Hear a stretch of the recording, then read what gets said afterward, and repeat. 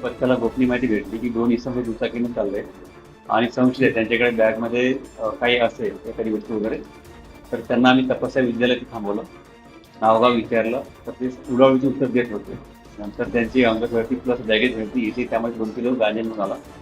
तर त्याच्यामध्ये आपला लोकल नागपूर एक मुलगा आहे शेख अनवर शेख जाफर, मिलननगर बहादुरापाडा इथे राहतो आणि त्याचे मित्र साथीदार आहे. त्याचं नाव आहे मोहम्मद इम्रान मोहम्मद माजिद. तो गोलकुंडा हैदराबाद इथले रहिवासी आहे. ते दोघे जण नागपूरमध्ये गांजा विक्रीसाठी आले होते. तर त्यांच्या ताब्यातून आपण 2 किलो आणि 30 ग्रॅम गांजा प्लस एक स्प्लेंडर त्यांची गाडी आणि 2 मोबाईल असं जवळपास 1 लाख रुपयाचा मुद्देमाल त्याला आपण जप्त केलेला आहे. आरोपींना आम्ही आज PCR घेऊन गेलो आणि आम्हाला 5 तारखेपर्यंत PCR भेटलेला आहे. आता त्याची इथं साथीदार आणि त्याने कुठून माल वगैरे आणला त्याची चौकशी तपासायला आम्ही करणार आहोत. सध्या रेकॉर्ड नाही आहे, परंतु आता इतर चौकशीनंतर आम्ही त्या गोष्टी समोर सांगू आपल्याला.